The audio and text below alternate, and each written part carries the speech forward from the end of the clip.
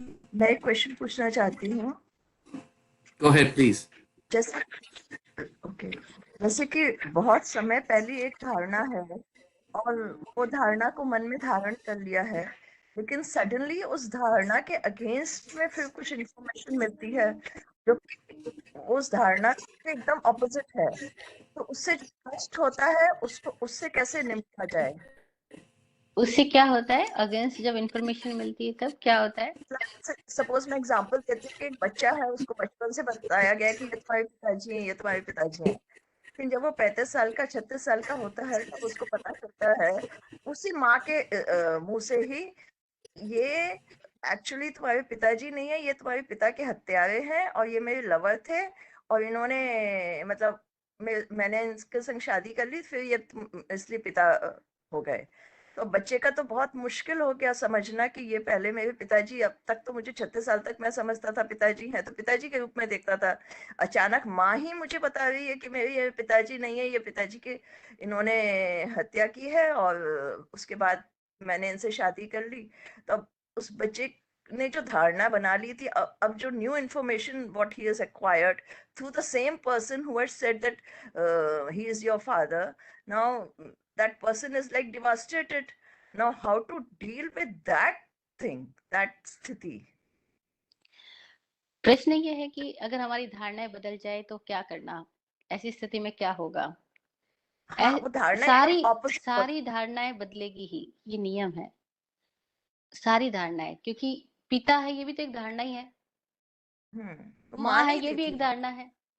क्योंकि ना, देखो, अगर हकीकत से देखा जाए तो पिता शब्द भी एक धारणा ही दी गई है हमको, माँ शब्द भी एक धारणा दी गई है।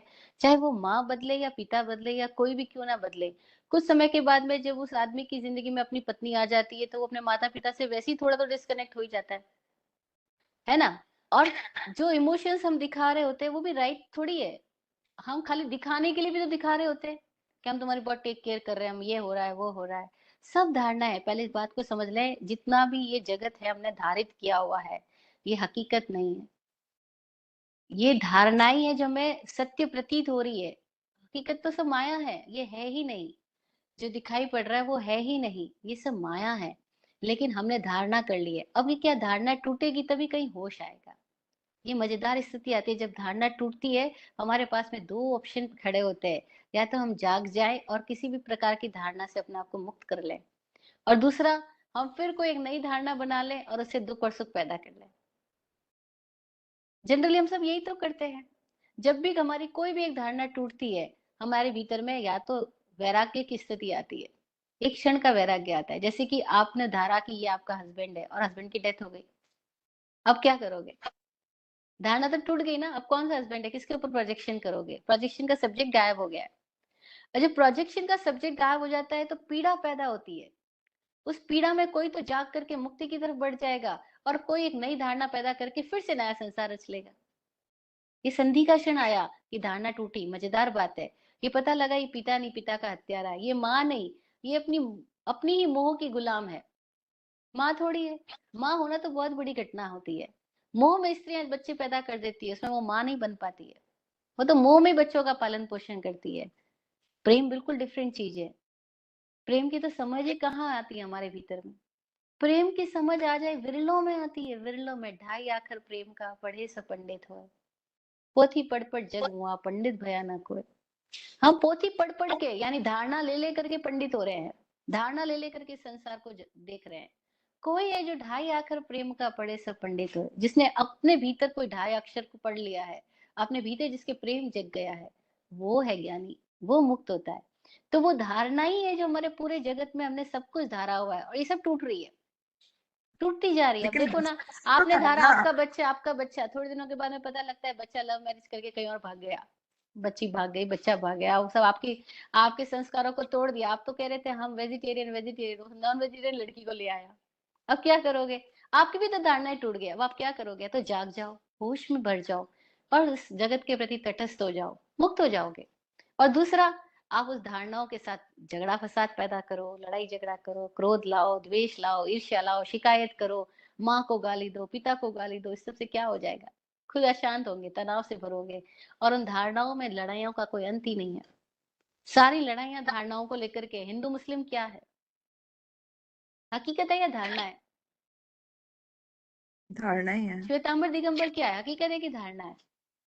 सारी धारणाएं हैं, और इन धारणाओं में ही सारा हम कलह क्लेश मचा रखा है। धारणाओं से ही सारा झगड़ा फसाद मचा रखा है। और एक आदमी ये क्लियर कर ले कि मैं किसी तरह की धारणाओं से नहीं देखूंगा, जैसा है उसको वैसा देखूंगा, कितना मजा आ जाए। मैं कोई मान्यता बीच में नहीं लाऊंगा, कोई बिलीफ सिस्टम नहीं लाऊंगा। ये पिता है, ये भी मैं मानू क्यों? मेरा अपना अनुभव तो है नहीं ना। ये माँ है, ये भी मैं क्यों मानूं? मेरा अपना अनुभव नहीं है। कोई व्यक्ति अपने अनुभव को आगे रख ले और बाकी सारी मान्यताओं और धारणाओं से अपने अपने आप को मुक्त करना सीख ले, बस हो गया मोक्ष।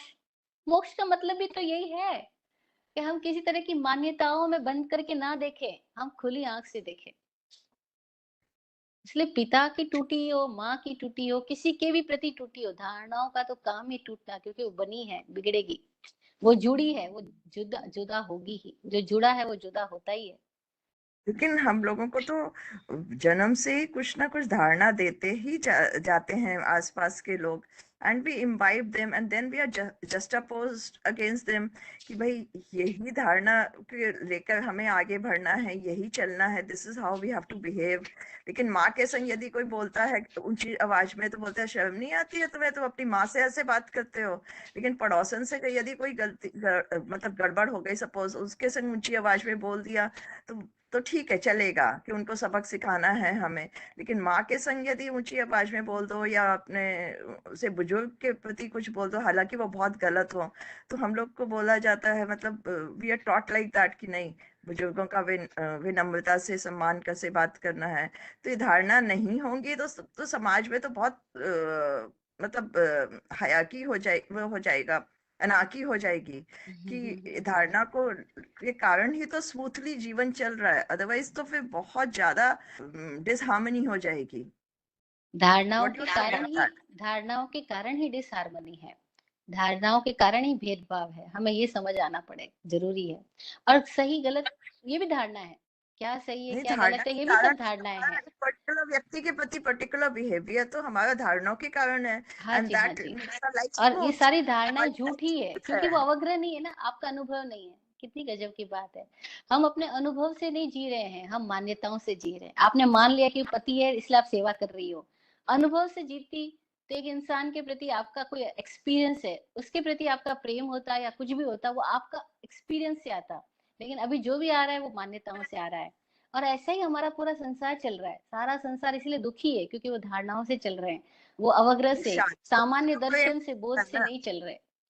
बायोलॉजिकल प्रेम तो धीरे धीरे ही डेवलप होता है, शादी होती ही प्रेम नहीं होता है। शादी होती ही सेवा करने का प्रेम जैसा भाव कुछ नहीं होता ही आता है। नहीं। प्रेम जैसा आप जिसको प्रेम कह रहे हो वो प्रेम नहीं है। शादी इज मियर अ ट्रांजेक्शन बिटवीन दो पर्सन। वो भी एक धारणा ही मियर अ है। ट्रांजेक्शन। और अगर हमें क्लियर हो जाए तो बहुत मजेदार हो जाए कि ये सब क्या चल रहा है। ये सब हमारे दिमाग में इल्यूजन्स जनरेट किए जाते हैं, इल्यूजन डेवलप किए जाते हैं, इल्यूजन को पोषण किया जाता है, और हम इस इल्यूजन को ही पूरी जिंदगी बनाए रखना चाहते हैं। पर इल्यूजन का तो मतलब ही वो टूटेगा, सपने का मतलब ही वो टूटेगा ही। और सब सारी धारणाएं टूटती है, एक मृत्यु आती है, सारी धारणाओं को ले जाती है, उखाड़ देती है। कौन हिंदू कौन मुस्लिम, मौत के सामने। तो मौत फिर के पूर्व सामने जन्म कौन के पति कौन संस्कार भी पत्नी, जो चलते हैं, तो वो क्या सब पिछले टूटते हैं। जन्म की धारणाएं चलती हैं? जो बोलते हैं ना इसके पूर्व जन्म के संस्कार हैं, तो वो भी क्या लास्ट प्रीवियस लाइफ में सेट की हुई बहुत मतलब धारणा वही आगे आगे हाँ बढ़ जी, के? हाँ जी, हाँ जी, हाँ जी। और ये पिछला जन्म है, ये भी हमारी केवल धारणा ही है, क्योंकि हमारा अपना अनुभव तो नहीं है। नहीं। ये पिछले अगले ये भी सब हमारे दिमाग में बिठाई गई मान्यताएं है ना। और हम इस मान्यताओं में इतने ज्यादा उलझ जाते हैं कि हम प्रेजेंट को जी ही नहीं पाते। और ये हमें समझ क्यों नहीं आ रहा है कि हम अपने आप के लिए बेड़ियां कैसे बनाए ही जा रहे हैं, बनाए जा रहे हैं। एक धारणा टूट रही है, दूसरी बना रहे हैं। अलग अलग तरह की मान्यताओं से अपना संपर्क स्थापित कर रहे हैं, और मान्यताओं को ही हम धर्म समझ रहे हैं। मान्यताएं दर्शन में बाधक है, मान्यताएं ही मोक्ष का बाधक है।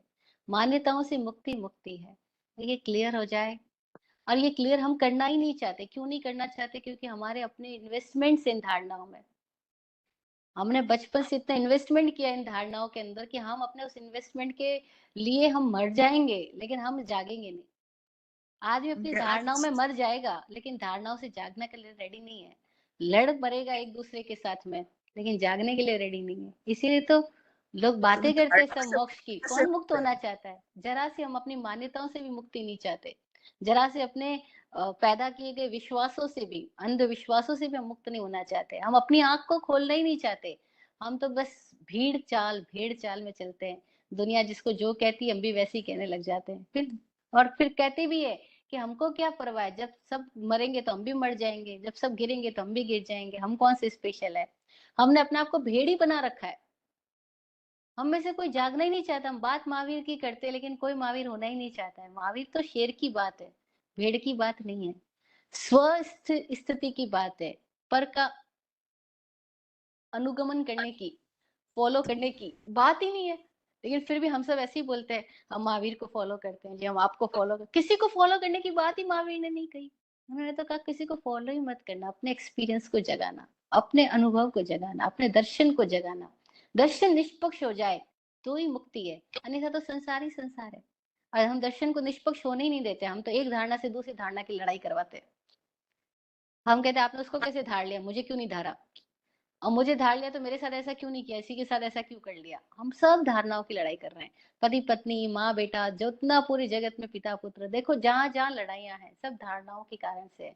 वरना धारणा ना हो बीच में, दूसरी बातें बीच में ना लाया जाए और केवल एक दो इंसान सामने खड़े हैं, उनके बीच में फर्स्टली क्या होता है, इतनी मजेदार बात है। अगर आपको पीछे से कोई मार के गया, आपके भीतर क्या पैदा होगा? कुछ भी नहीं, खाली इच्छा पैदा होगी कौन मारा, किसने टच किया, खाली ये जानने की इच्छा पैदा होगी।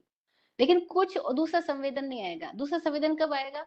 जब ये पता लगे कि मारने वाला आपका दुश्मन है, तो अलग संवेदना पैदा होगी। और ये पता लगे मारने वाला आपका बहुत पुराना मित्र है, अचानक मार्केट में उसने आपको देखा और उसने मारा, आपको बतलाने के लिए आप उसको देखते ही गले मिल लोगे। अब मार तो मार है लेकिन उसके अर्थ तो अलग अलग हो गए। अर्थ कब अलग हुए? जब आप मेमोरी में गए। और अगर मेमोरी में जब तक नहीं गए थे तब तक क्या था? केवल स्पर्श का संवेदन था, केवल वो जो हाथ लगा था उसका संवेदन था, उसके अंदर कोई व्याख्या नहीं थी। व्याख्या किसने किया? माइंड ने किया। माइंड की प्रोसेसिंग से क्या पैदा किया हमने? दुख पैदा किया या सुख पैदा किया। वो दुश्मन है तो दुख पैदा हुआ, मारने वाले दोस्त निकला तो सुख पैदा हो गया, गले मिल गए, आंसू आने लग गए। ये सब कहाँ से आए? इसको थोड़ा सजग होके देखो तो पता लगेगा मेमोरी से कनेक्शन हुआ, और उस कनेक्शन के साथ में कितनी सारी बातें इकट्ठी होके सामने आ गई, है ना। हमारे अलग अलग तरह के इमोशंस क्लिक हो गए और वो इमोशंस के साथ में हम बहते चले गए। अब ये सारी प्रोसेसिंग दिखाई पड़ने लग जाए कि इस प्रोसेसिंग से मेरा जीवन चल रहा है, मैं ही अपने भीतर की धारणाओं के कारण से कभी प्यार महसूस कर रहा हूँ, कभी घृणा महसूस कर रहा हूँ। एक ही आदमी के साथ में जब मेरी धारणाएं मैच करती है तो प्यार सा लगता है, जब धारणाएं मैच नहीं करती है तो घृणा सी लगती है। तो मिलने की बात नहीं है, मेरे पास में टाइम नहीं है, मैं जाने वाला अपनी धारणाओं से जाग जाए तो बहुत मजा आ जाएगा। जय हो। थैंक यू जय जिनेंद्र। 3 लाख का बोला।